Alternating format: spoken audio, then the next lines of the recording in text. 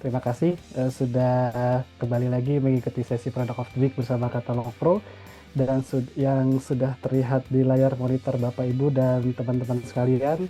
Hari ini kita kehadiran Hunter Douglas dan ini Hunter Douglas arsitektural. Jadi kita akan membahas salah satu produknya yaitu look salon dari Hunter Douglas dan apa saja sih yang bisa kita manfaatin dari produk Hunter Douglas ini, dan mudah-mudahan ini bisa menjadi solusi bagi Bapak Ibu dan teman-teman sekalian. Dan seperti biasa juga di Product of the Week kita selalu mengundang professional reviewer, dan hari ini kita kehadiran Kak Clarissa Amanda Baker. Beliau adalah senior arsitek dari BD Studio Medan. Selamat siang Kak Ica. Selamat siang, makasih udah diundang kembali di sini. Sama-sama, terima kasih kembali. Dan juga kita di sini kehadiran Pak Erwin Setiadi. Beliau adalah perwakilan dari Hunter Douglas dan beliau adalah General Manager dari Hunter Douglas Indonesia. Selamat siang Pak Erwin. Halo, selamat siang Mas Bayu. Selamat siang Kak Ica. Selamat siang Mas Erwin. Baik, kita langsung masuk saja ke dalam pembahasan kita hari ini mengenai Hunter Douglas look salon. Itu saya nyebutnya benar Pak, look salon atau gimana tuh Pak? Look salon. Look salon ya Pak, oke. Nggak apa-apa. Baik, silakan Pak Erwin. Dan bagi teman-teman atau Bapak Ibu sekalian, apabila ada pertanyaan selama diskusi dan paparan dari Pak Erwin dan Kak Ica, kalau ada pertanyaan silahkan dituliskan di kolom chat terlebih dahulu. Nanti di akhir paparan dan diskusi Pak Erwin dan Kak Ica, kita akan bacakan seluruh pertanyaan-pertanyaan yang ada di kolom chat. Baik, nah ini kita sudah masuk ke dalam paparan ini. Dan juga saya informasikan, jadi nanti dari Hunter Douglas akan juga memberikan kenang-kenangan berupa merchandising menarik untuk 3 penanya terbaik. Dan jadi nanti kita akan pilih siapa saja 3 penanya yang akan mendapatkan merchandising menarik dari Hunter Douglas. Baik, Pak Erwin, sudah siap? Oke, terima kasih Mas Bayu. Silakan Pak.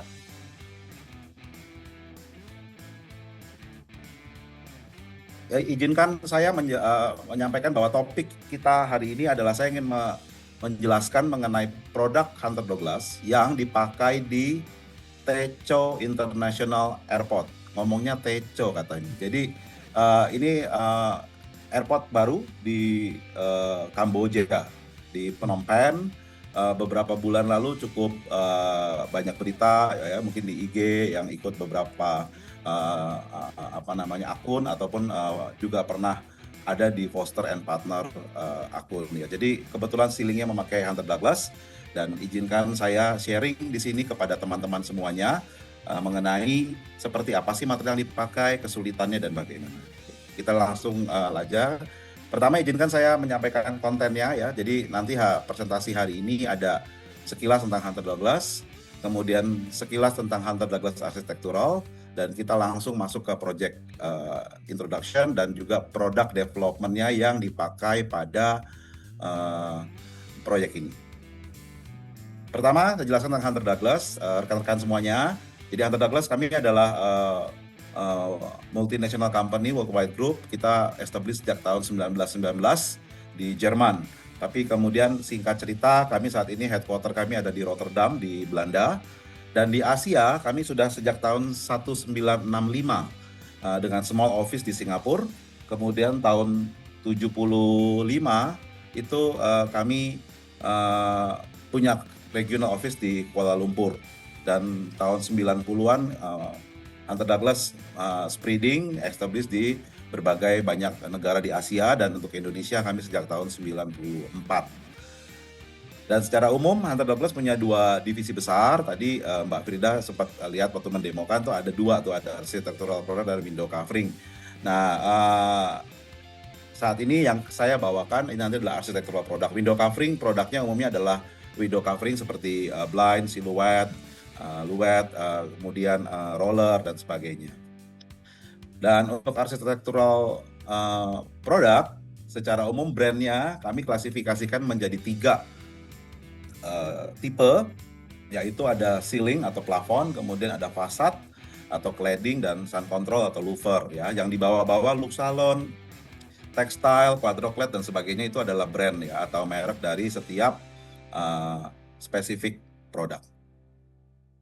Ini sekilas mengenai beberapa metal ceiling atau plafon ya. Jadi mungkin rekan-rekan bisa lihat sepintas tentang gambar-gambarnya. Ada yang seperti linear ceiling ya, kemudian ada yang grid cell, kita sebut cell ceiling. Ada yang strip seperti bevel, kemudian seperti ini. Kemudian ada juga yang tiles ya. Jadi ini seluruh yang terkait dengan ceiling dan juga banyak custom. Dan hari ini kita bahas di Techo Airport itu adalah ceiling.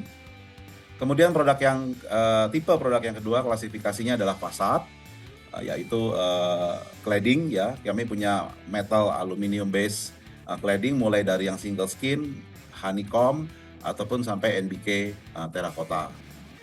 Kemudian sun control atau louver ya, jadi suatu elemen bangunan yang ada di eksterior gedung untuk mengkontrol atau masuknya matahari ke dalam bangunan supaya di dalam bangunan tetap terjaga secara suhu dan tidak terlalu panas. Nanti teman-teman bisa browsing ke websitenya Hunter Douglas. Jika ada yang di antara 3 produk atau kategori yang ditanyakan, dengan senang hati bisa email atau menghubungi kami. Dan ini tentang Hunter Douglas Indonesia, teman-teman sekalian. Jadi kami meskipun kami hadir tahun 94, tetapi sebelumnya sekitar tahun 89 itu produk kita udah hadir di terminal Soekarno-Hatta, terminal 1 dan 2 ya. Di tahun 89 akhir dan tahun 90-an awal itu Jakarta membangun stasiun kereta elevated ya, di atas mulai dari Gambir, kemudian ada Sawah Besar, Mangga Besar, kemudian kalau ke selatan dia ada Cikini, Gondang Dia dan seterusnya. Dan ya yang terbaru dari Hunter Douglas, maksud saya yang di slide ini adalah tahun di 2022 kami menyelesaikan supply terhadap Masjid Al-Jabar atau juga nama lainnya disebut Masjid Gede Bage di Bandung. Kami mensuplai plafonnya sebagaimana yang tertera di gambar di foto di kanan bawah. Oke, jadi itu tentang Hunter Douglas, perjalanan panjang dari kami dan sekarang kita masuk ke proyeknya. Pertama kali saya akan memutarkan video dulu ya, jadi teman-teman bisa relax dan video ini saya ambil dari YouTube. Linknya Foster & Partner dan di sini bisa kita simak bagaimana Foster & Partner berbicara mengenai proyek ini dan mereka adalah arsitek di proyek ini. Selamat menikmati. Saya out sebentar ya untuk puterin video. The ambitions for the client were very, very simple and very clear to put Phnom Penh onto the map. It's a gateway to a city. It's a gateway to a country. It's the pride of a nation. It will change the economy. It will probably bring much more tourism into this area. It's actually quite exciting to work with contractors, bring our expertise. I think the hopes are that this can change the industry as a whole in this region. And for me personally, it also reminds me like I'm Polish, and when I was young, the country was developing, there was lots of transitions. So I find this actually quite refreshing to see the country going through the process of inventing itself. I recommend to anyone to do a side time, to experience Cambodia region. It's great. Right from the beginning, the project was designed to really reflect the culture and heritage of Cambodia, both in terms of geometry and also material choices that we've selected throughout the project. The layering of roofs to a center, that's also what you find in the Angkor Wat architecture and in the historic Khmer architecture. You can wind around and then everything's along the center axis.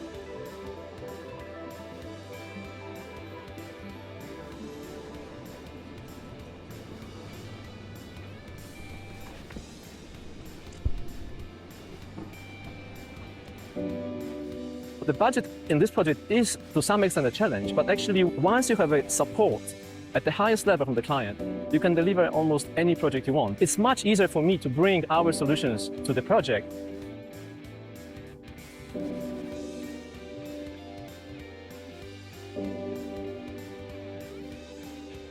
I mean, you've got to be in love with this soffit, right? It's absolutely phenomenal to look at. It changes every single second of the day. The light filters in different ways, the sun moves around, and it's really ephemeral It captivates the host space. In terms of layout, it's split into a head house and into a set of piers. And then in future, there will be a second pier on the other side. We made the arriving experience as exciting as the departing experience. So when you arrive here, you're under the big roof, you realize where you are. Passengers are greeted by an amazing space full of air, views, and natural daylight.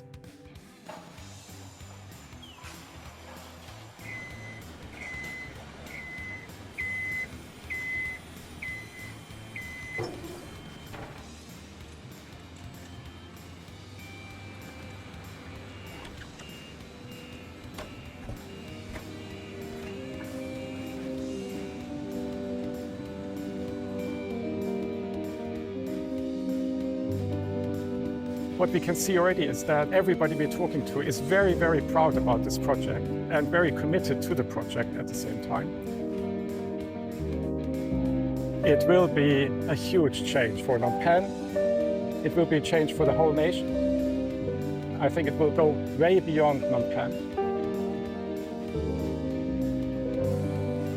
When the project's completed, it will be a new showpiece of Cambodian architectural heritage in a contemporary fashion.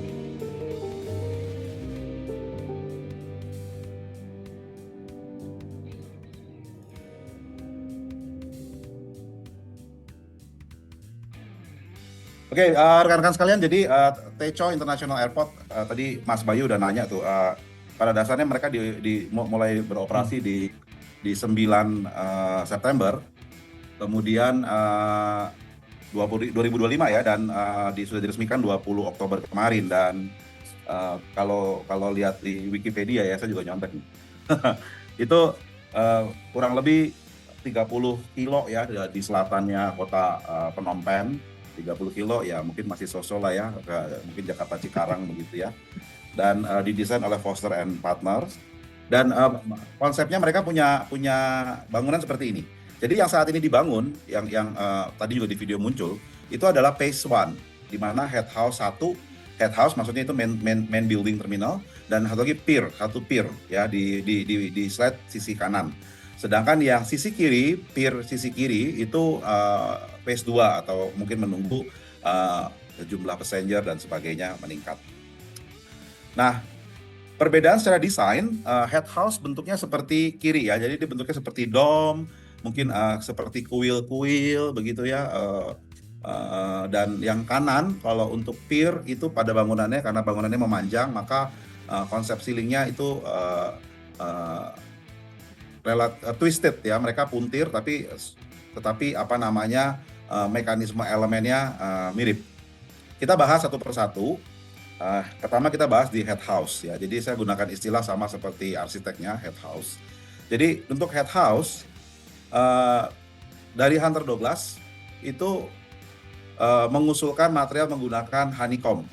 Sebelumnya saya lupa cerita bahwa original oleh Foster and Partner itu mereka menginginkan bambu, ya bambu slat ya, bambu. Bayangan saya sih bambunya udah di plank seperti kayak multiplex gitu ya, dia di press lalu dia bikin memanjang seperti itu. Ya, sementara Hunter Douglas mengusulkan untuk yang head house menggunakan honeycomb cell ceiling, sementara yang pier parametric cell ceiling. Nanti detailnya kita akan lihat bersama.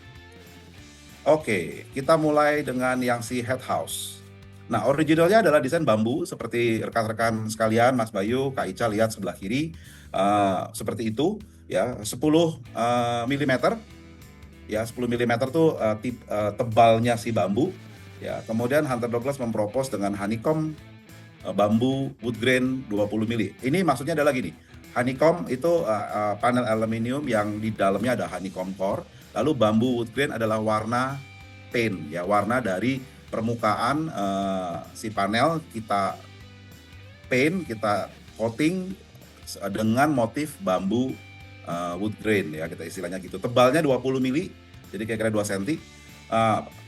Pro and cons-nya adalah yang sebelah kiri mungkin lebih looks natural ya, yang original bambu, tapi berat dan tidak terlalu kaku ya, dan durability-nya menjadi tanda tanya karena maksud saya materialnya kan organik ya, jadi along the way apakah awet ya terhadap misalnya kadar air dan sebagainya untuk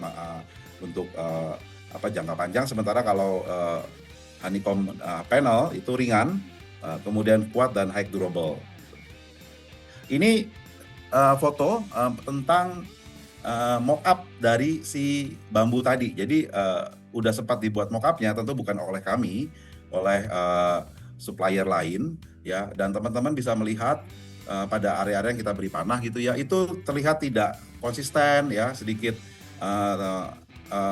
akibat defleksi menurut saya. Jadi bukan katakanlah pemasangannya mungkin kurang rapi, enggak, tapi menurut saya lebih karena defleksi, karena bentuknya dome seperti itu, maka otomatis akan ada beban gravitasi dan sebagainya, sehingga maka itu konsistensi mungkin cukup sulit untuk dijaga. Nah, ini mock-up yang by Hunter Douglas. Jadi flat, rigid ya, dan rigid dalam arti presisi gitu ya. Teman-teman bisa lihat pertemuan antara grid ya, antar grid yang bersilangan ini ya. Itu terlihat baik dan presisi 90 derajat dan warnanya seperti ini, warna yang lurik dari bambu wood grain ya. Jadi arus kayunya memanjang dan sebagainya.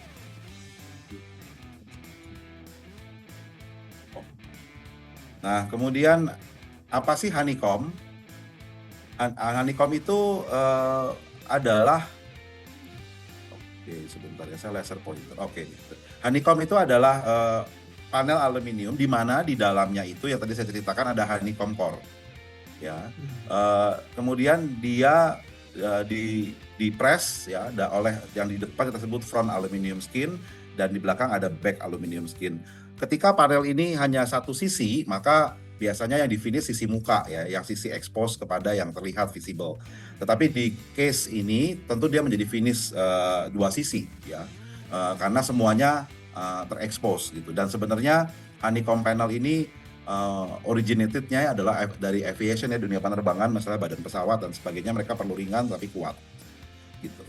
Nah, sedikit penjelasan tentang honeycomb lagi. Ini comparison ya, perbandingan antara berat, self weight, berat sendiri, antara honeycomb QC panel ya di Hunter Douglas kita sebut dengan brand quadroclad tadi di bagannya, kemudian dengan beberapa material elemen building lainnya ya, mulai dari composite panel atau ACP, ada single skin itu maksudnya solid aluminium, kemudian ada steel plate atau kaca dan granit. Jadi memang bisa dilihat ringan, dan ini ilustrasi di pabrik kita di Rotterdam ya, di panelnya dibuat didiriin oleh 3 orang itu dan mostly nggak ada masalah. Oke, nah ini beberapa aplikasi dari si honeycomb. Sesungguhnya adalah dia elemen dari fasad exterior cladding, tapi di proyek ini kita jadikan dia sebagai elemen ceiling. Oke, balik ke proyeknya. Ini teman-teman sekalian mock up on-site ya. Jadi teman-teman bisa lihat panjangnya itu 2,8 satu modul ya. Kemudian sisi yang memanjangnya 4,2 meter. Jadi cukup besar, dan kalau satu panel itu tidak cukup kaku, ini lentur banget itu, akan meliuk kiri meliuk kanan gitu ya. Jadi memang perlu material yang kaku. Ini proposal yang diajukan untuk sebagai pengganti dari spek awal. Dan ini mock-up secara finalnya, bisa dilihat lebih presisi pertemuan, karena kita juga nggak mungkin masang full gitu ya, maksud saya satu panel langsung gitu dari atas bawah, tapi dia tetap akhirnya perlu modul-modular seperti itu. Kalau kayak gini, sorry aku potong. Kalau untuk kayak gini Pak Erwin, ada kolaborasi ini kan sedang berarti sama kontraktor di sana ya. Berarti adakah training gitu dari Hunter Douglas sendiri, karena kan ini kan materialnya juga nggak common gitu kan. Ya, jadi proyek ini Techo Airport material ada di wilayah teritorinya Hunter Douglas Vietnam. Jadi mereka berkolaborasi dan instalasinya memang di lead ya oleh Hunter Douglas Vietnam langsung, Kak Ica. Jadi tidak apa namanya ya istilahnya tidak si kontraktor menkon yang langsung masang, enggak gitu. Nah kalau di Indonesia misalnya proyek-proyek kita punya dealer atau applicator yang memang udah biasa dengan barang-barang kita gitu. Jadi kita akan men-training, memberikan, bahkan dalam proyek yang besar ya, saya ambil contoh yang Aljabar Gede Bage, kita bikin mock-up scale 1:1 juga tuh untuk tahu challenge-nya di mana. Karena kan custom ya, panelnya gede, saya nggak kebayang tuh panelnya segede apa waktu itu ya. Kita datangin satu segmen 1:1, buset, satu panel aja lebih tinggi dari ukuran saya gitu ya, jadi bisa 2-3 meter. Jadi benar, kita biasa datangin mock-up dulu, kita pasang untuk kita tahu problemnya di mana, lalu dari situ kita bisa running lebih baik. Kalau ini kan dia bidangnya besar gitu kan ya Pak Erwin ya, berarti hambatan saat pemasangan ceiling yang baru seperti ini tuh gimana ya? Apakah dari segi mungkin logistiknya kah, atau crane liftingnya kah, atau mungkin ya segmen alignment-nya gitu? Oke, aku izin lanjut dikit ya Kak Ica ya, nanti ada beberapa challenge yang tadi Kak Ica tanyain, itu ada di beberapa slide ke depan.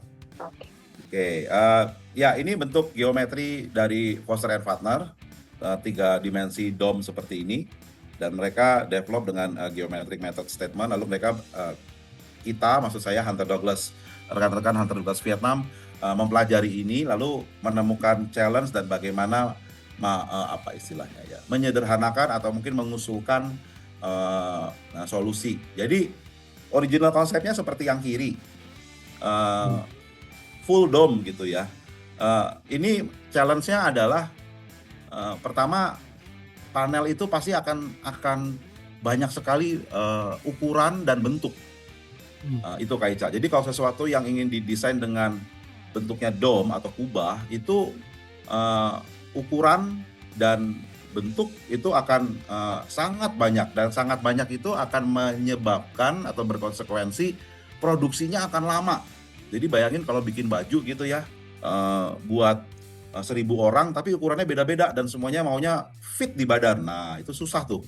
Nah itu challenge jika original konsep itu diimplementasi 100%. Jadi dan juga akibat beda-beda itu pemasangan juga akan puyeng gitu, karena mesti dinomorin satu-satu, kemudian nggak boleh salah, kemudian kalau misalnya ada satu panel damage, otomatis replacement-nya juga susah karena bentuknya kan satu dan lain berbeda. Nah jadi itu challenge menurut saya, dan juga apa yang disampaikan oleh rekan-rekan Hunter Douglas Vietnam ketika awal proyek ini seperti itu. Nah yang diusulkan oleh Hunter Douglas adalah mencoba menyederhanakan ya dengan membuat segmented flat ya. Segmented flat itu maksudnya adalah sekotak-kotak yang ada di sini, satu kotak itu flat. Jadi seperti yang tadi kita lihat ya, mock up itu kan satu kotak tuh flat sebenarnya. Baru kemudian connecting dengan satu sebelahnya kita buat segmented supaya tetap membentuk efek dome. Dan pada area yang memang mendekati pilar atau kolom, itu kan radiusnya pasti kecil banget ya. Jadi tekukannya itu jadi tajam gitu. Nah di area tersebut memang tidak ada pilihan, tetap mengakomodir bentuk curving atau bentuk dome atau bentuk curve gitu ya. Jadi nggak flat. Jadi boleh dikata usulan ini untuk menyederhanakan produksi, menyederhanakan pemasangan, dan menyederhanakan logistik gitu. Dan di sini panel yang dikirim ke lapangan itu bentuknya batangan. Kak Ica, maksudnya batangan itu satu lembar demi satu lembar baru dirakit menjadi kotak-kotak di lapangan, tetapi sudah di groove oleh pabrik. Jadi sudah dikasih groove-nya ya. Jadi mana yang bolong ke bawah, mana yang bolong ke atas begitu. Nanti kita betinanya gitu ya. Iya, gitu. Jadi nah, kalau udah disederhanakan begini agak gampang nih, satu panel penyok gitu ya misalnya, ya udah kan ada panel sebelahnya sama gitu ya. Tapi yang perlu hati-hati adalah area yang curving ini. Jadi itu bentuk penyederhanaan yang ditawarkan, dan karena alasan cukup logis, dan satu hal lagi nih yang disenengin oleh tim proyek pasti menekan biaya, karena dengan bentuk yang seragam tapi dibanyakin itu lebih cepat dan lebih murah atau ekonomis dibandingkan semuanya mau custom. Nah Ini ilustrasi lainnya. Dan ada area ini ya putus-putus orange, kuning, hijau gitu. Ini area antara. Area antara maksudnya area bridging, peralihan dari panel flat, modular flat. Yang kuning-kuning ini modulnya flat ya, yang dipasang segmented gitu. Ke area yang memang benar-benar curve atau lengkung. Ya, ini bisa dilihat ilustrasinya. Jadi si panel ini flat nih, yang kuning-kuning. Lalu di area sudut tadi yang mulai berantara ke area warna hijau, lalu dibuat curving. Curvingnya buatnya bagaimana? Panelnya itu akhirnya dipotongnya tidak rata. Ya, panelnya akan dibuat mengikuti pola curve tertentu. Nanti kita lihat sedikit. Nah, kemudian ini sebagai gambaran buat teman-teman semua ya. Jadi ada 60 dome, ya berarti ada 60 kubah gitu ya. Lalu ada 6 tipe panel yang melibatkan 12.000 panel sama 360 6 tipe panel tuh tipe kotak nih ya bahasanya. Mereka nyebutnya 6 tipe panel atau 6 tipe modul. Lalu terdiri dari 12.000 panel, 12.000 macam kotak kan tipenya 6, tapi ada 12.000. Lalu ada 360.000 batang nih, kepingan batang ini. Itu untuk area ceiling utamanya. Nah, lalu kami juga mensuplai area ini nih, lisplang lah ya, biar gampang ngomongnya, lisplang dalam gitu untuk menjadikan border bentuk dari dome-nya itu, curve fascia. Jadi ini kami supply dengan single skin aluminium 3 mili. Jadi di curve sedemikian rupa membentuk, karena main structure-nya pipa ya, pipa baja. Jadi pipa baja, lalu pipa bajanya itu perlu ditutup dengan cladding, ya tidak diekspos pipa bajanya karena biasanya ada area las dan lain-lain akan terlihat nggak gitu rapi, sehingga perlu di cover. Nah ini juga dengan Hunter Douglas untuk mengcover. Otomatis kalau ini memang kita bikin curve mengikuti dengan geometri atau bentuk si pipanya, kolomnya, kira-kira gitu. Oke, nah ini ada 6 tipe panel yang tadi dijelaskan di depan. Ya, dari 60 dome itu kita sederhanakan menjadi hanya 6 tipe panel, 6 tipe modul lah ya, 6 modul. Lalu dari satu panel atau satu modul, nah itu nanti ada sekitar 120.000 pieces modul, lalu di dalamnya ada masing-masing. Nah, curving yang tadi saya ceritakan, rekan-rekan sekalian bisa lihat di kanan yang ikutin pointer saya ini, mudah-mudahan cukup jelas ya, meskipun agak hijau tuh. Panel yang area curve terpaksa dibuat seperti ini. Jadi kalau kita lihat itu memang membentuk suatu ada arc length-nya ya terhadap suatu radius. Lalu yang ada kayak kisi-kisi gitu ya, itu adalah panel-panel batang yang mengisi di dalamnya, supaya efek terhadap view di orang yang di bawah itu akan melihat seolah panelnya itu kayak tegak lurus ya. Jadi dibuat seperti itu. Nah ya tuh jadi banyak, kemudian sekian banyak panel. Jadi saya kira challenge-nya juga adalah mengatur sequence pemasangan, menyamakan dengan schedule ataupun urutan dari mencon ya dengan kerjaan lain ya, misalnya lantai, misalnya struktur, atap, lighting dan sebagainya. Oke, Pak Erwin, saya ikutan bertanya ya Pak, izin ya. Mungkin melanjutkan pertanyaan dari Mbak Ica tadi gitu. Kan tadi Kak Ica sempat nanyain ini obstacle-nya di mana sih? Nah ini saya langsung penasaran gitu. Tadi kan kalau panel-panel itu kan berarti sudah terfabrikasi di pabriknya di Vietnam gitu, ya di pabrik di Vietnam. Nah permasalahan sekarang untuk tadi Pak Erwin juga sampaikan sudah dikasih marking tuh mana yang bagian mana bagian mana gitu. Tapi kan tetap harus kalau di Indonesia kita cukup paham untuk produk-produk khusus itu harus mempunyai aplikator yang tersertifikasi oleh si brand Pak. Nah untuk isu di di project Tekno ya Pak. Teco ngomongnya. Teco ini. Tadi kemarin sama orang Kamboja. Terus Teco ini gimana Pak? Maksudnya apakah akhirnya yang mengaplikasikan tetap mungkin ya tanda kutip ya tukang atau kontraktor dari Kamboja sendiri dengan pengawasan khusus dari tim Hunter Douglas, atau ternyata tim Hunter Douglas untuk amannya rekomendasikan aplikator yang kami rekomendasikan aja deh Pak. Misalnya itu gimana Pak pada saat itu Pak? Ya, jadi kelihatannya begini, di proyek ini ya, di proyek Techo ini, memang dibentuk kayak tim khusus proyek ini, lalu biasalah ya, namanya subkon gitu, nanti ada PM, ada engineer dan lain-lain. Nah kemudian memang sih kalau saya tidak salah mungkin 80% gitu ya memang tim dari Vietnam, dalam arti Hunter Douglas Vietnam. Baru kemudian beberapa staff lain ya mungkin project dan lain-lain itu baru dari lokal Kamboja. Dan tapi kalau tukang pasang kelihatannya sebagian dari Vietnam juga deh kalau saya nggak salah. Jadi tetap melibatkan lokal resources ya, tetapi memang sejauh mana yang memang mereka mampu handle sih kira-kira gitu.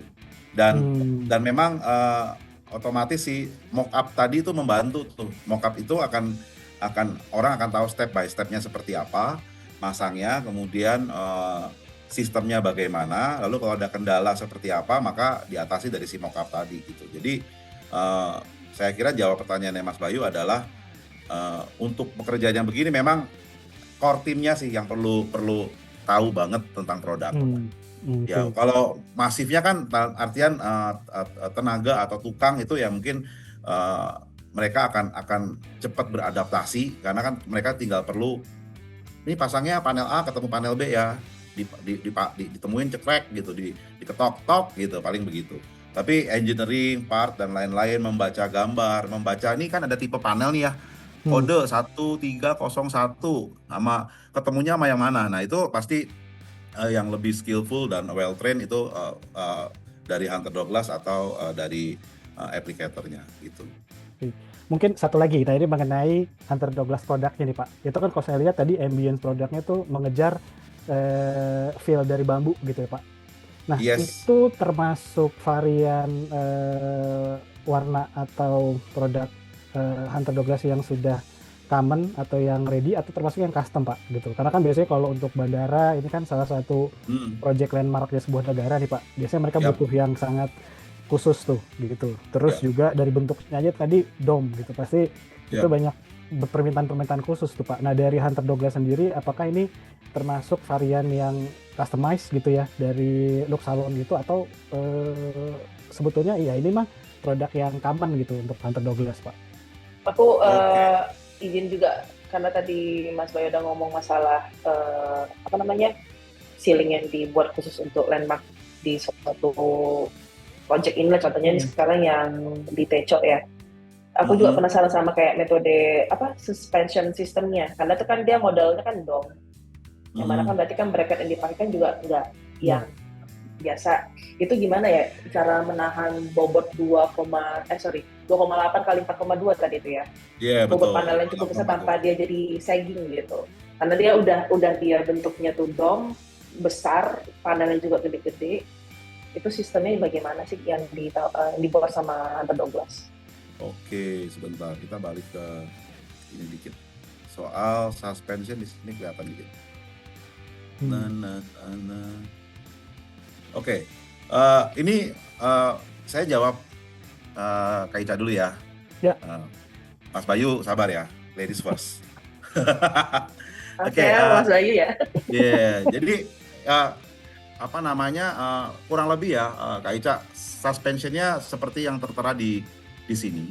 Jadi ini panel modulnya ya. Kemudian mereka bikin semacam custom bracket untuk memegang panelnya ya. Lalu dia ada model baut gitu, bolt and nut untuk menjepit ini terhadap si panel. Jadi panelnya itu kan kira-kira 2 cm. Nah itu bisa dijepit dengan itu. Nah kemudian ini anggap aja si merah-merah ini rangka baja utamanya begitu ya.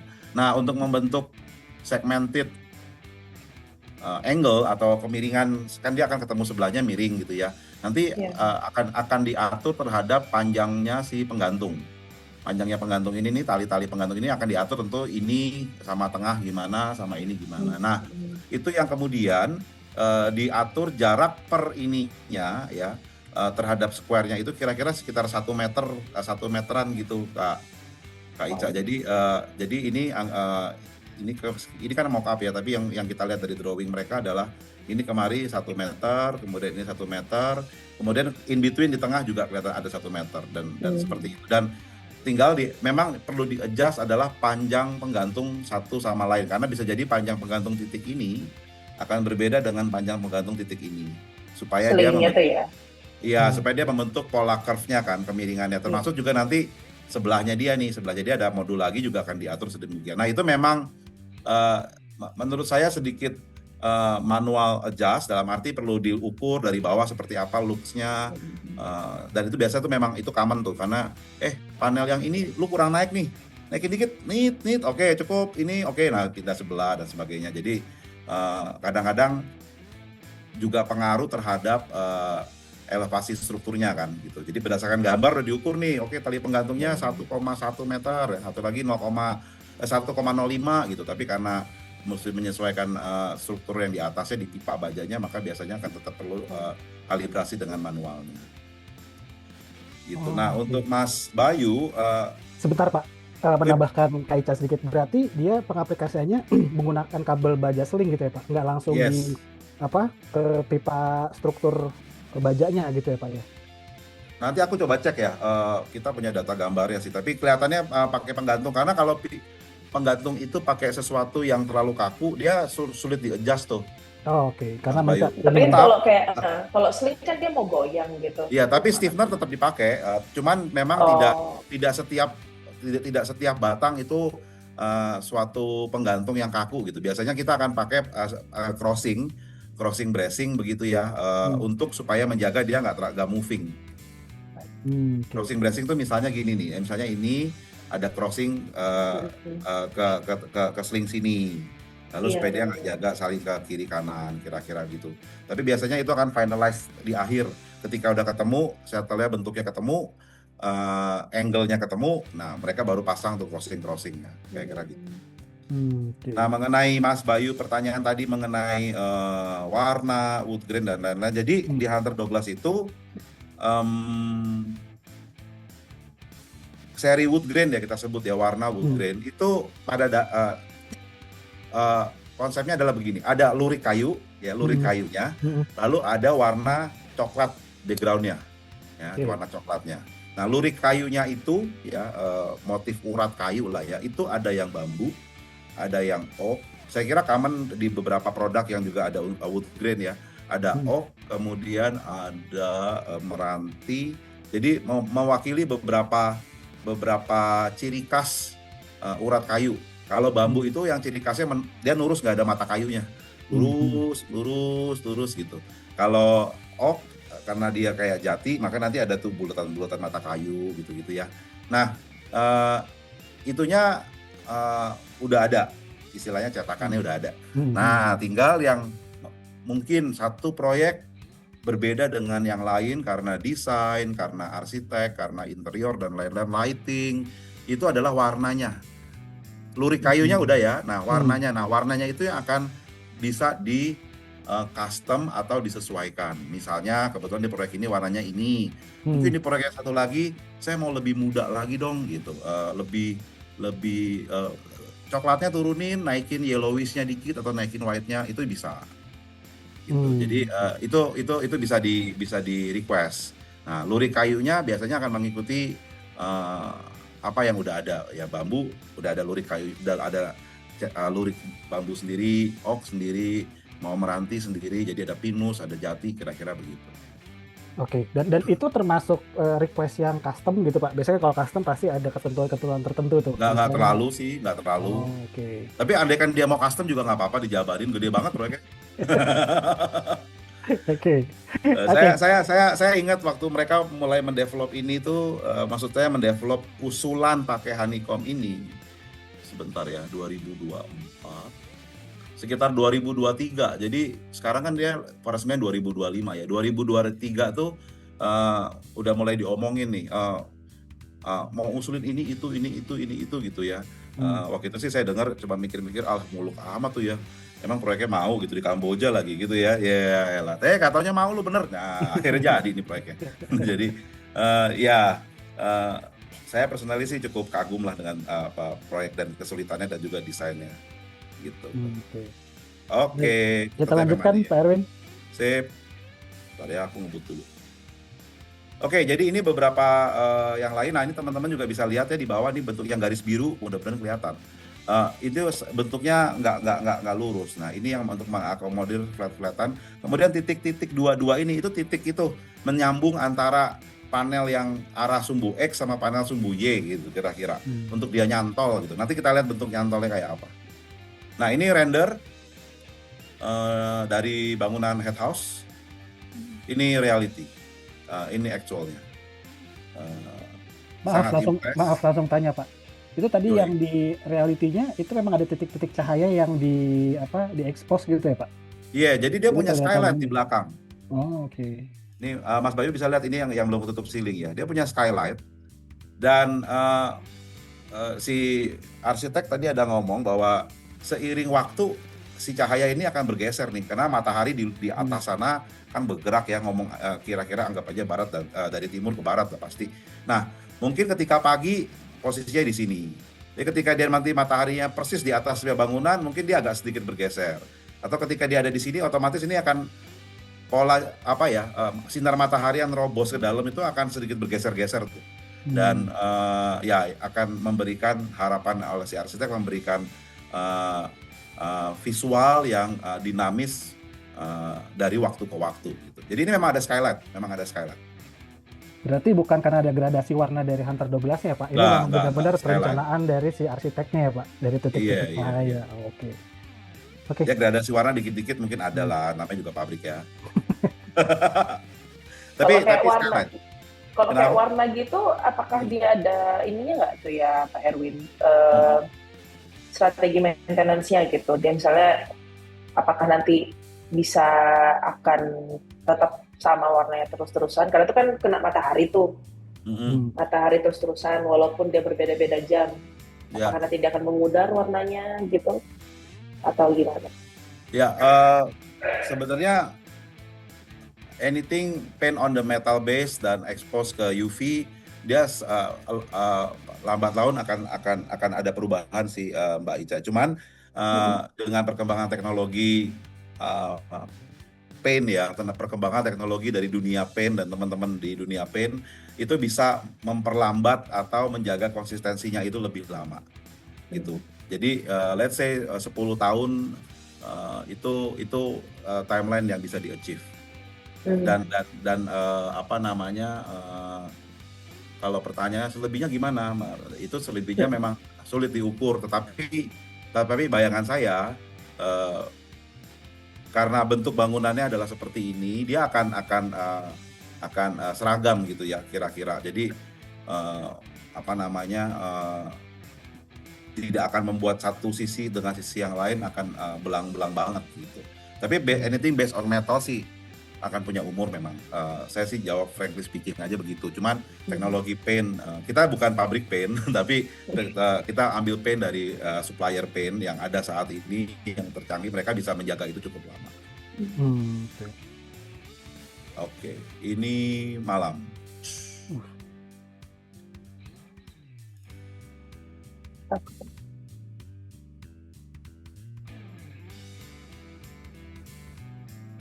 Oke. Kalau kayak untuk maintenance bersih-bersihnya tuh dia per modul itu bisa dibuka gitu. Misalnya kayak ada kerusakan atau ada malfunction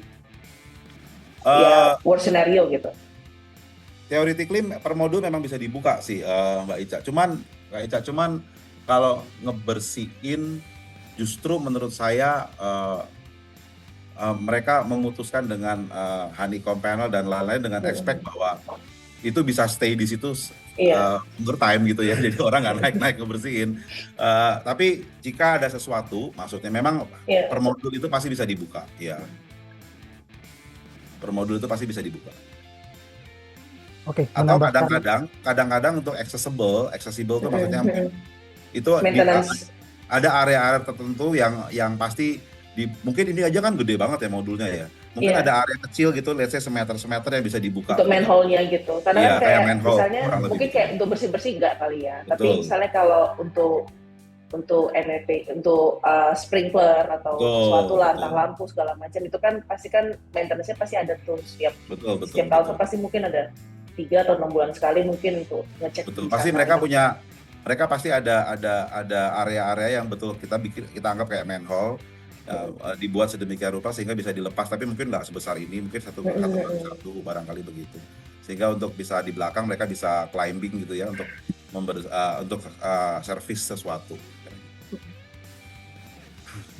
Oke, ini lanjut ke pier.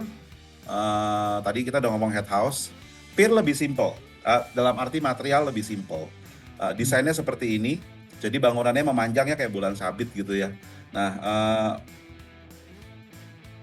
yang diminta oleh arsitek atau intensinya adalah twisted atau puntir ya, shape. Nah, sama awalnya juga minta puntirnya seperti ini begitu bentuk GMS-nya ya. Ini juga akan menimbulkan challenge yang sama seperti tadi saya bilang, bentuknya akan beragam, panelnya banyak, produksinya lama, masaknya susah dan sebagainya. Original desainnya juga sama. Nah, yang di sini diusulkannya lain, tidak honeycomb, tapi hanya kita sebut parametric cell ceiling. Jadi aluminium tebelnya 0,7 mili, kemudian lebarnya aluminiumnya tebelnya 0,7 ya, aluminium lembarannya. Kemudian si profil panelnya tebel 20 mili dan tinggi itu tinggi ini dari sini ke sini ya, tinggi itu 112 mili. Nah, lebih kecil, tidak sebesar yang di pier head, yang di mana di head house, sehingga kita nggak pakai honeycomb dalamnya, gitu. Jadi kita ini benar-benar develop mirip standar. Kita punya grid ceiling yang bentuknya kayak kue waffle gitu ya, atau kita sebut cell ceiling. Jadi dibikin seperti itu, lebih ringan dan tidak giant atau tidak sebesar seperti yang di head house. Kurang lebih bentuk prototipe mock-up mereka seperti ini. Mereka bikin bentuk diamond atau wajik begitu ya. Kemudian mereka bikin modif di antara panel horizontal dengan panel sumbu X sama sumbu Y-nya. Itu pertemuannya mereka bikin sedikit slot atau ada oval begitu, supaya ketika di twisted itu bisa mengakomodir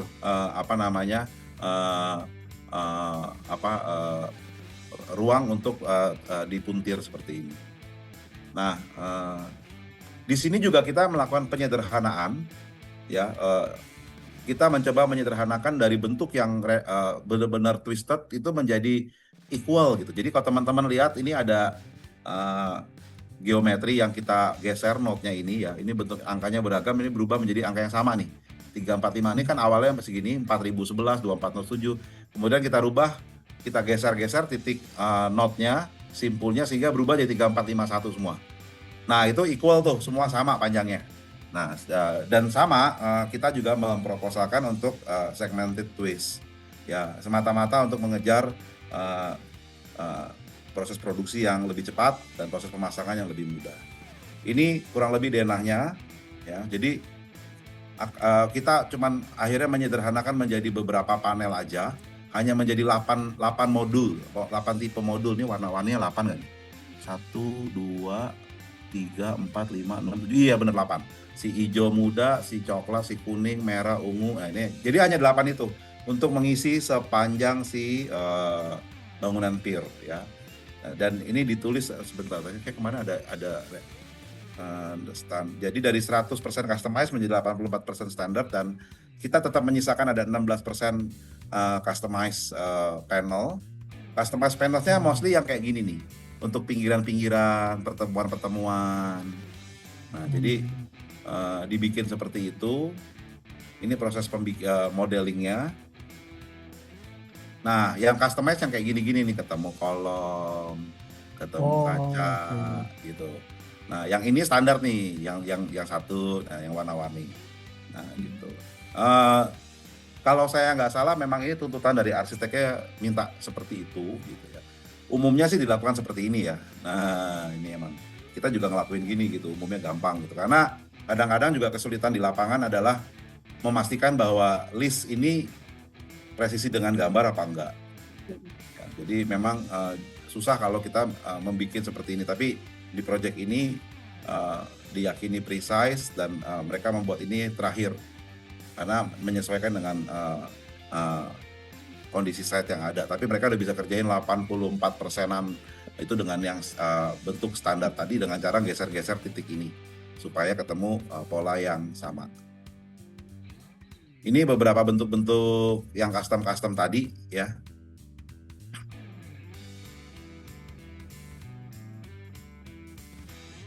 Oh sorry.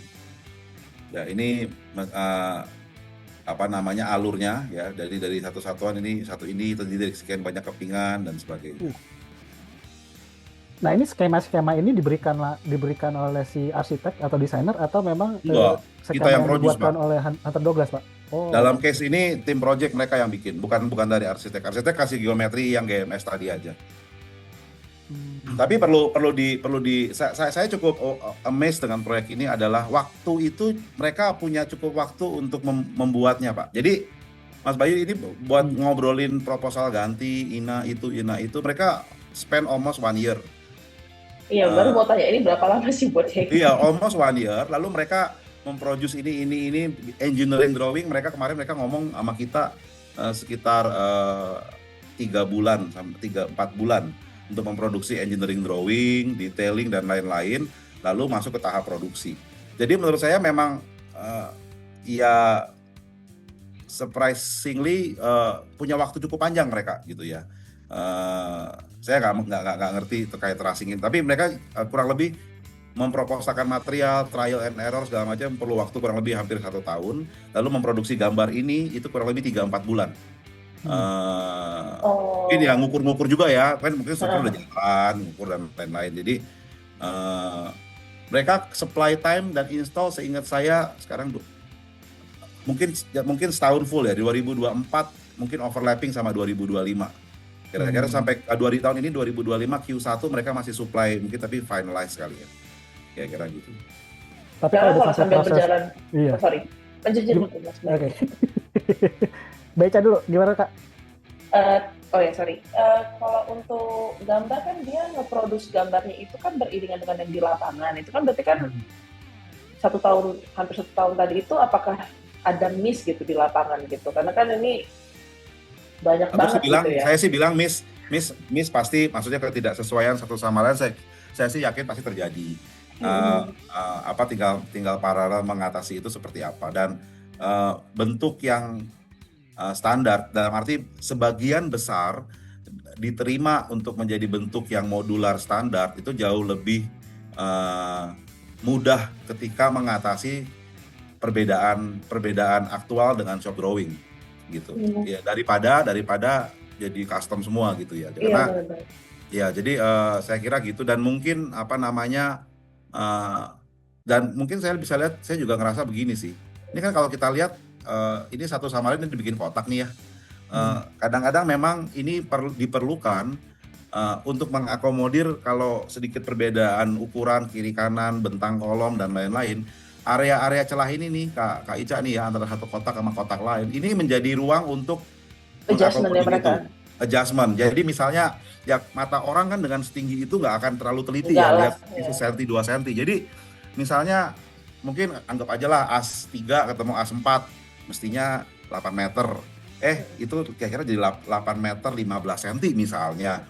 Ya udah 15 printing aja pecah, adjust dikit kiri kanan supaya nah itu kadang-kadang memang kita sendiri dengan berbagai kompleksitas lapangan itu sangat mungkin terjadi, maka itu kita perlu menciptakan antisipasi seperti ini supaya adjustment itu mudah gitu ya. Dan pengunjung atau user bangunan tersebut tetap tidak terlalu merasakan signifikan bedanya gitu ya. Gitu. Jadi saya sih kira mereka akan lakukan itu sih kelihatannya. Gitu. Tapi yang pasti pada saat Hunter Douglas sudah memberikan tadi skemanya, itu Hunter Douglas sudah terpilih menjadi material yang akan dipakai kan Pak? Iya dong. Itu yang mau saya tanya soalnya. Oh iya. Tapi mock-up Udah tentu gambar kalau nggak jadi enggak ya. ya? Biasa mock-up memang ya we do mock-up. Tentu orang kan mau menilai dulu ya mock-up dan lain-lain. Mungkin kalau proposal terkait misalnya kita bikin uniform nih begini begitu mungkin itu kan juga sifatnya idea gitu ya. Nah, tapi ketika udah detailing bikin cutting list seperti itu udah gambar production sih. Oke. Gitu. Oke, satu video terakhir lagi untuk dinikmati sebagai penutup. Ini area pier ya, area pier kita bisa. Memang mungkin nggak terlalu kelihatan smooth banget dalam arti twistingnya karena akhirnya menjadi segmented ya. Tetapi saya kira saya belum pernah kesempatan ke sini. Saya kira tapi tetap memberikan keindahan yang ingin dicapai oleh si arsitek. Oh, tadi saya ada mau nanya ini Pak Erwin. Oke. Untuk sustainability-nya lah. Ini material yang dipakai itu apakah bisa didaur ulang atau dia bisa masuk kategori untuk green building? Karena kan sekarang banyak bangunan-bangunan besar itu kan mencari material yang sustain ya gitu. Ya, saya nggak terlalu ada literatur tentang itu di proyek ini, tetapi yang pasti begini, ini materialnya supply, panel dan lain-lain ya, itu semuanya aluminium. Which is aluminium itu recycle kontennya besar, dalam arti dia juga bisa di recycle besar, lebih dari 80% atau 85%. Jadi maksudnya adalah ketika suatu benda aluminium didaur ulang, dia akan masih mendapatkan bobot massa yang sama sekitar 85%. Kalau steel atau baja, dia akan kehilangan massa yang cukup banyak, sehingga maka itu aluminium kategorinya adalah lebih green atau lebih mudah di recycle. Jadi ini semuanya si aluminium. Tapi kalau tentu ada unsur lain, saya kira paint dan lain-lain, cuman nanti saya bisa coba cek. Paint itu biasanya, paint Hunter 12 sih udah supply paint yang sebentar bahasanya itu bukan free toxic ya. Ada istilahnya saya lupa free apa dari metal berat, dari metal logam berat untuk paint, untuk memperoleh warna, pigmen warna. Jadi VOC free. Itu ya kita paint kita dari supplier cat kita semuanya udah VOC free. Jadi itu juga udah part of sustain dan green gitu. Oke, terakhir ini video yang teman-teman rekan sekalian bisa menikmati.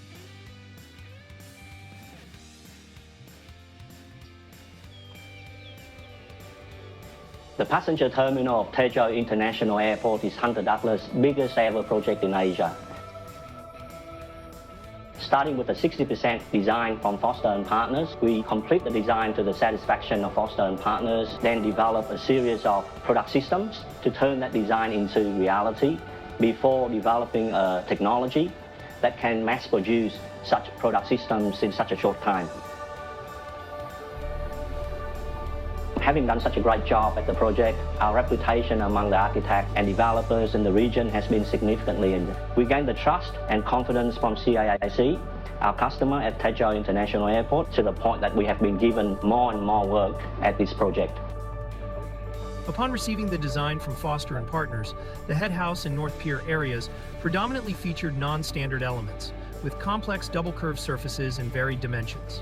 In response, we developed a sophisticated algorithm to standardize over 80% of these components into modular units, all while preserving the architect's original vision and ensure project progress. Consequently, we streamlined the production process at the factory, resulting in approximately 40% cost savings for the client. Parametric design or computational design is no longer a foreign concept in architectural design. At the main head house building, we faced a production challenge, creating fabrication drawings for over 400,000 different ceiling panels in a short period of time.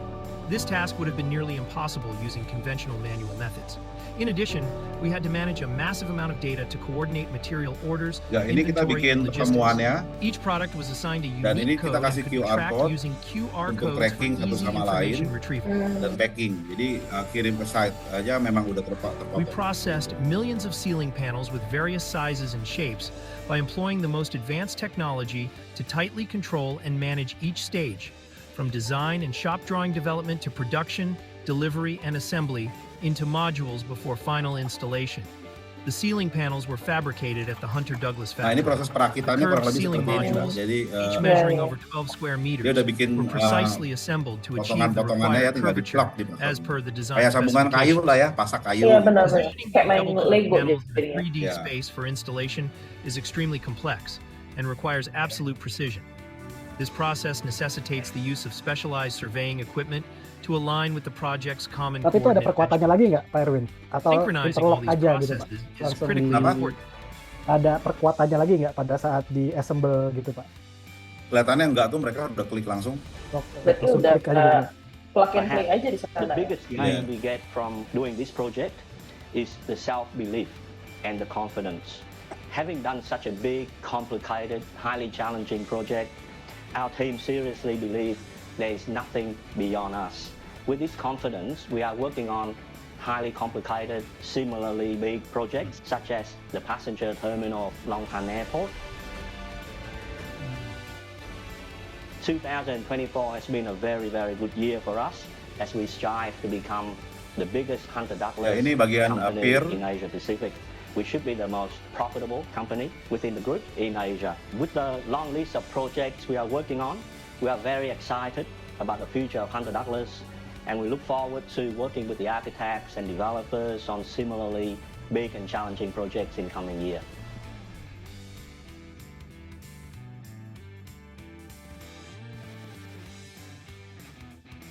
Oke, terima kasih. Baik, Kak Ica, terima kasih untuk waktunya mendampingi Pak Erwin untuk membahas tentang Hunter Douglas. Mudah-mudahan ini jadi solusi dan mudah-mudahan ini juga bisa menjadi ilmu baru untuk proyek-proyek kita yang sedang kita kerjakan. Terima kasih, Kak Ica. Jangan kemana-mana dulu. Kita akan masuk ke segmen selanjutnya. Ini sudah banyak pertanyaan nih di kolom chat Pak Erwin. Ini saya akan bacakan semua dan Pak Erwin nanti silakan langsung menjawab. Izin ya, Kak Ica. Saya mau bacakan pertanyaan-pertanyaan dulu di kolom chat. Baik.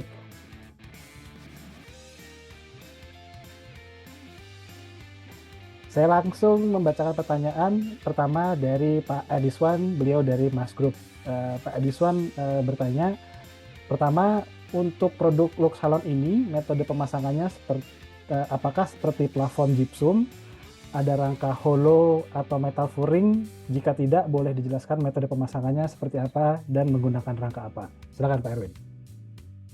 Oke, secara umum boleh dibilang mirip, tetapi lebih simpel sebenarnya Pak Ediswan. Ya, Pak Ediswan. Jadi di atas panel-panel ceiling kita ngomong ceiling standar ya, bukan yang saya presentasikan ini. Itu ada rangkanya udah punya giginya. Giginya itu yang akan klik sama si panel, lalu tinggal digantung. Nah, untuk interior ya, jadi tinggal kemudian kita pasang beberapa segmen, beberapa tadi saya udah jelaskan pengkaku atau stiffener yang melintang terhadap rangka yang menggigit panel tadi. Beratnya sangat ringan, panelnya sendiri dengan rangka si penggigit panel tadi kita sebut carrier ya, itu antara 3 sampai 5 kg per meter persegi. Jadi oleh karena itu sering disukai untuk bangunan-bangunan tinggi. Kenapa? Ketika handling materialnya tidak berat dan tidak sulit. Nah, Pak Ediswan mungkin bisa download ke atas nanti, atau mungkin teman saya Bu Ogi akan mengetik ulang link yang isinya itu ada brosur kita, produk katalog, dan juga reference gambar-gambar yang mungkin teman-teman arsitek bisa jadi inspirasi. Nah, jadi ya serupa tetapi lebih simple. Jadi siapapun yang akan lihat metal ceiling pasang, masangnya gampang ya gitu. Cuman memang perlu lebih hati-hati aja sih, karena udah finish semuanya, udah berwarna, udah bentuknya sesuai dan sebagainya. Oke, baik, itu jawaban pertanyaan pertama Pak Ediswan, dan pertanyaan kedua dari Pak Ediswan, ukurannya berapa Pak? Dan apakah bisa custom untuk ukuran atau warna? Dan apakah ada minimum order nih Pak? Kalau custom itu kan biasanya ada minimumnya nih. Nah, itu ada nggak Pak? Ya, oke. Ukuran nanti Pak Ediswan bisa lihat di brosur atau katalog kita ya. Tetapi kalau kita ngomong ceiling yang linear, kita sebut yang strip itu yang linear garis-garis gitu ya.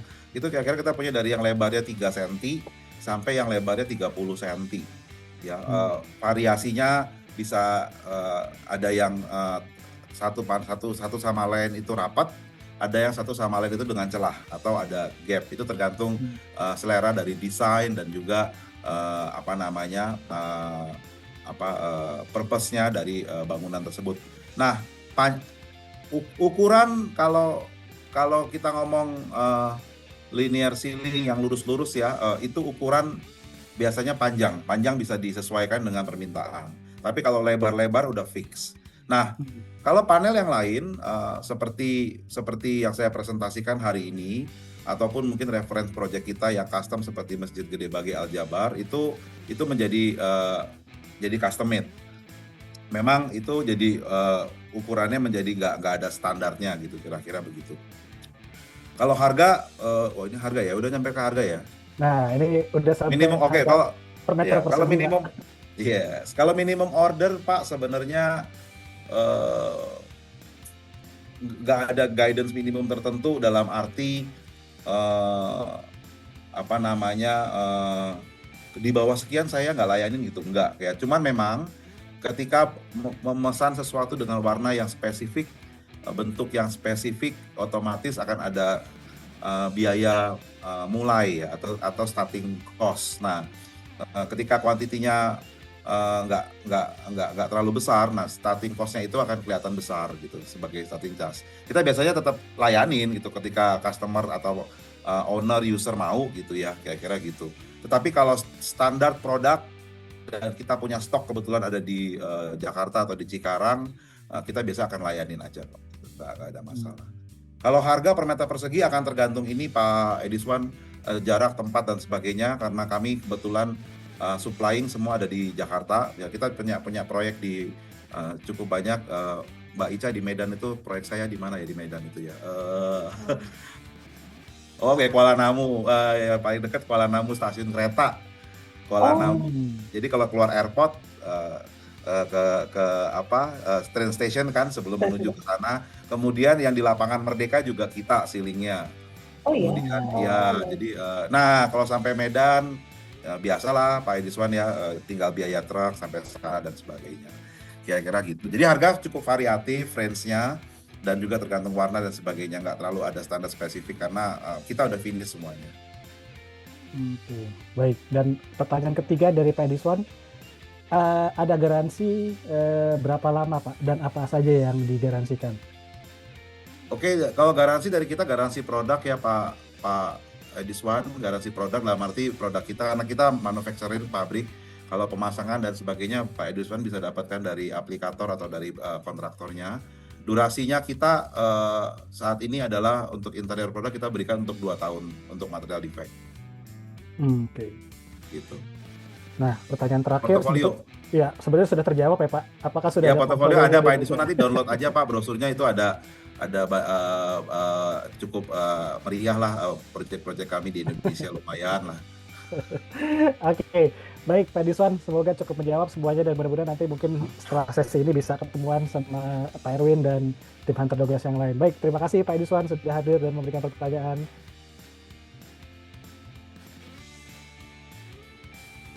Jadi Katalog Pro ini adalah sebuah platform digital yang dimana bagi teman-teman atau Bapak Ibu yang berprofesi sebagai arsitek interior, sipil, sampai dengan MEP bisa mendapatkan data teknis tentang varian produk-produk material yang dibutuhkan dan ingin dipakai atau ingin direkomendasikan di proyek-proyek yang sedang dikerjakan. Dan Katalog Pro mempunyai sistem yang cukup menarik. Jadi kalau misalnya kita ingin mendapatkan informasi mengenai kategori pekerjaan arsitek interior dan varian dari produk-produknya, contoh misalnya kategori ceiling gitu ya.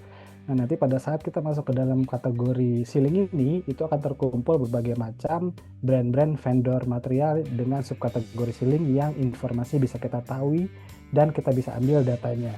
Contoh misalnya kita ingin mencari kategori pekerjaan brand dari Hunter Douglas gitu. Nah, kita tinggal klik saja Hunter Douglas dan nanti kita akan masuk ke dalam halaman Hunter Douglas, dan di sini semua tampilan dari setiap halaman brand page itu sudah kita standarisasi. Jadi teman-teman, di setiap kita masuk ke dalam halaman brand page dari setiap vendor itu kita akan menemukan kantornya di mana, PIC-nya siapa, terus juga kalau ingin mengetahui varian dari produk-produknya, kita juga bisa masuk ke dalam bagian produk. Dan yang menarik, biasanya kan sebagai desainer atau perencana atau arsitek gitu ya, sebagai konsultan juga, kita juga harus tahu spesifikasi materialnya. Nah, di setiap varian dari brand-brand atau vendor material yang ada di Katalog Pro, kita selalu mengencourage untuk bisa melengkapi informasi di setiap varian produknya.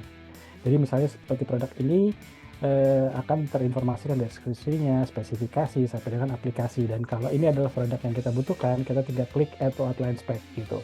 Dan saat ini Katalog Pro juga mempunyai feature baru, dan karena cukup banyak pengguna kami yang juga ingin mendapatkan informasi tentang pembelian, mendapatkan produknya, barangnya seperti apa gitu ya. Akhirnya kita membuat satu feature jual beli, ini namanya ada promo. Dan di sini Bapak Ibu dan teman-teman langsung bisa mendapatkan produk yang dibutuhkan sesuai dengan mungkin project-project yang sedang dikerjakan. Mungkin untuk feature ini akan dijelaskan oleh rekan saya, Mbak Firda. Silakan Mbak Firda. Baik, terima kasih Mas Bayu. Selamat siang Bapak dan Ibu semua. Betul apa yang sudah dikatakan oleh Mas Bayu, bahwa saat ini Katalog Pro sudah bisa berbelanja produk-produk material building. Nah, jadi Bapak dan Ibu bisa mendapatkan seluruh fitur-fitur dari Katalog Pro dengan sign in di katalogpro.co.id. Bapak dan Ibu bisa langsung masuk, scroll ke bawah seperti ini. Bapak dan Ibu bisa menemukan promo produk di sini, produk-produk promo yang ada di Katalog Pro, atau Bapak dan Ibu bisa melalui brand newsnya Katalog Pro. Nanti akan ada button untuk promo dan RFQ, di mana promo sendiri bisa Bapak dan Ibu manfaatkan untuk kebutuhan produk-produk material building yang Bapak dan Ibu bisa langsung dapatkan produknya secara promo. Dan Bapak dan Ibu tidak perlu khawatir karena produk-produk yang ada di promo produk ini kita dapatkan langsung dari prinsipalnya, tentunya dengan harga promo, dan pasti akan membantu Bapak dan Ibu untuk memenuhi kebutuhan produk material building di proyek Bapak dan Ibu semua. Selain itu juga Bapak dan Ibu bisa menekan fitur RFQ, di mana fitur ini akan sangat memudahkan Bapak dan Ibu untuk mendapatkan informasi seputar harga produk material building dari Katalog Pro. Bapak dan Ibu cukup mengisi form tujuan pengiriman mulai dari nama, nomor handphone, lalu kebutuhan-kebutuhan yang Bapak dan Ibu bisa mengisinya di tabel berikut. Misalnya Bapak dan Ibu ada kebutuhan mengenai produk dari Hunter Douglas, Bapak dan Ibu bisa menuliskan dengan Hunter Douglas arsitektural. Bapak dan Ibu bisa menuliskan produk-produknya apa saja, lalu setelah itu Bapak dan Ibu bisa langsung send RFQ yang ada di tombol kanan sebelah bawah. Dan Bapak dan Ibu bisa langsung berkomunikasi secara langsung bersama tim Katalog Pro melalui icon WhatsApp yang ada di kanan bawah ini, atau save nomor kita di 0822 000 1678. Dan Bapak dan Ibu juga bisa berbelanja secara langsung produk-produk promo hanya dengan katalogpro.co.id/promo, atau bisa minta penawaran harga dengan fitur RFQ melalui katalogpro.co.id/RFQ. Tentunya belanja hemat harga promo ya di Katalog Pro. Go Pro with Katalog Pro. Terima kasih. Baik, saya tutup sesi produk of the week bersama Hunter Douglas hari ini. Sekali lagi terima kasih Hunter Douglas, Pak Erwin, dan terima kasih Kak Ica. Mudah-mudahan apa yang disampaikan bermanfaat dan menjadi solusi di proyek-proyek pekerjaan Bapak Ibu dan teman-teman sekalian. Saya tutup. Assalamualaikum warahmatullahi wabarakatuh. Selamat sore. Terima kasih semua.